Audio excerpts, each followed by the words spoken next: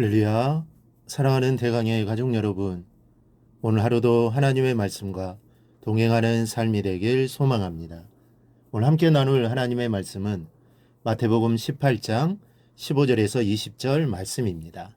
내 형제가 죄를 범하거든 가서 너와 그 사람과만 상대하여 공고하라. 만일 들으면 내가 내 형제를 얻은 것이요. 만일 듣지 않거든 한두 사람을 데리고 가서 두세 증인의 입으로 말마다 확증하게 하라. 만일 그들의 말도 듣지 않거든 교회에 말하고 교회 말도 듣지 않거든 이방인과 세리와 같이 여기라. 진실로 너희에게 이르노니 무엇이든지 너희가 땅에서 매면 하늘에서도 매일 것이요 무엇이든지 땅에서 풀면 하늘에서도 풀리리라. 진실로 다시 너희에게 이르노니 너희 중에 두 사람이 땅에서 합심하여 무엇이든지 구하면 하늘에 계신 내 아버지께서 그들을 위하여 이루게 하시리라. 두세 사람이 내 이름으로 모인 곳에는 나도 그들 중에 있느니라. 아멘. 여러분, 우리말에 3~4번이라는 말이 있습니다. 그것이 무엇이든 3번은 해봐야 한다는 말인데, 이 말로 볼 때 우리나라 사람들은 이 3을 완전 숫자로 여기고 있는 것 같습니다. 이스라엘에서도 3은 우리나라와 같은 의미로 쓰였습니다. 이 바빌로니안 탈무드에는 3번까지 용서하라는 기록이 있고, 유대의 유명한 랍비 요셉 벤 하나니도 3번까지는 다른 사람을 용서해야 한다고 가르쳤습니다. 오늘 말씀은 죄를 지은 사람에게 3단계로 용서의 상황을 만들라고 하는 예수님의 말씀입니다. 그리고 죄를 지은 사람이 찾아와 용서를 빌기 전에 억울함을 당한 사람이 먼저 찾아가라는 기막힌 제안이 이 본문에는 기록되어 있습니다. 당연히 죄를 지은 사람이 찾아가서 용서를 빌어야 합니다. 그래야 진정성을 느끼고 용서해 주게 됩니다. 물론 당연합니다. 하지만 세상은 그렇지 못합니다. 죄를 지은 사람, 악한 사람은 거의 대부분이 자신의 잘못을 인정하지 않으려고 합니다. 잘못한 것을 알아도 자존심 때문에 그것을 인정하지 않습니다. 잘못을 인정한다 하더라도 찾아가서 용서받으려는 사람이 많지 않습니다. 이같이 인간의 죄성과 악한 마음을 잘 아신 예수님은 피해를 입은 자가 찾아가라고 말씀합니다. 그래야 죄를 지은 가해자가 마음을 돌이켜서 잘못을 인정하고 회개하여 선한 사람으로 바뀔 수 있다는 말씀입니다.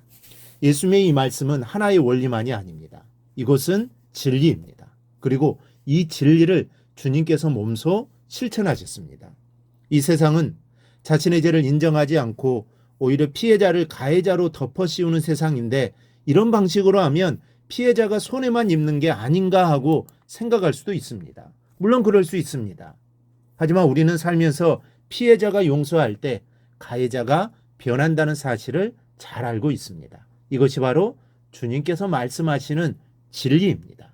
이렇게 살아야 세상이 변하고 그리스도의 사랑을 전할 수 있게 된다는 사실입니다.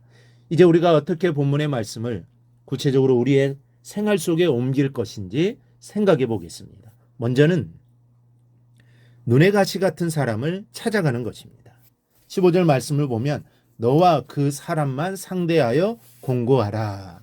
여기서 공고하다라는 말은 원어적 의미로는 빛으로 가져오다, 즉 이는 죄를 지적하여 회개에 이르게 하라는 것입니다. 많은 사람들이 기독교는 사랑의 종교임을 내세워서 형제의 범죄 사실을 알고도 그것을 지적하고 책망하기를 꺼리는 경향이 있습니다. 그러나 이것은 바른 사랑의 자세가 아닙니다. 우리가 진정으로 형제를 사랑한다면 잘못을 지적할 줄 알아야 합니다. 죄를 깨닫고 회개하도록 개인적으로 책망하거나 공고하는 것이 성도로서 그리고 하나님 안에서 한 형제로서의 기본 도리입니다. 우리가 그들을 참으로 사랑하고 또 그들의 영혼을 귀중히 여긴다면 마땅히 이와 같이 해야 하는 것입니다. 범죄한 그 영혼을 죽게 되는 것이 하나님의 법입니다. 따라서 우리가 범죄한 사실을 알고서도 그를 찾아가서 책망하지 않는다면 그가 지옥으로 떨어지도록 버려두는 것과 똑같습니다. 이것을 과연 사랑이라고 할 수 있을까요? 모든 사람이 구원을 받으며 진리를 아는 데 이르기를 원하시는 하나님의 마음을 안다면 우리는 어떠한 이유로도 범죄한 형제들에 대해 침묵해서는 안 됩니다. 선지자 나단이 다윗이 밧세바 일로 범죄했을 때 그는 지체치 않고 찾아가서 책망하여 그를 회개케 했듯이 범죄한 형제들에 대해 우리 또한 이와 같이 해야만 합니다. 이게 사랑입니다.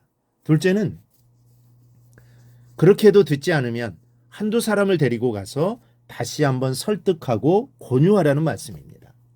한 사람이 설득하고 공고해서 변화될 수도 있지만 그렇게 되지 않는 경우가 더 많습니다. 하지만 그를 아는 사람들이 진심으로 사랑하는 마음으로 마음을 같이 하고 권면할 때 결국 마음을 열고 잘못을 인정하고 변화될 수 있습니다. 제 아무리 완고한 사람도 여럿이 가서 이야기하면 자신의 잘못을 인정하고 수그러들 때가 많은 경우를 염두에 두고 하신 말씀입니다. 근데 셋째, 그래도 뉘우치지 않으면 교회 앞에 말하라고 하셨습니다.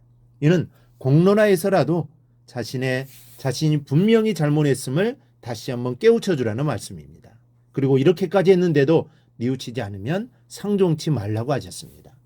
이와 같은 예수님의 말씀에 두 가지 중요한 점이 있습니다. 하나는 타인의 죄를 가능하면 드러내지 말고 해결하라는 것입니다. 혼자 한두 사람만 더 교회 하는 식의 점층법적 표현은 가능하면 최대한 감싸주라는 말씀입니다. 다른 하나는 먼저 찾아가라는 것입니다.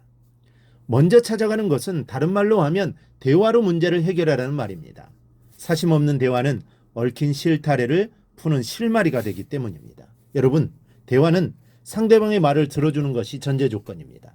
즉, 내가 말하기 위해서 대화하는 것이 아니라 들어주기 위해 대화하는 것입니다. 그러다 보면 상대방의 입장을 이해하게 되고 더 쉽게 용서해 줄 수 있게 됩니다. 그러므로 기억하며 실천합시다.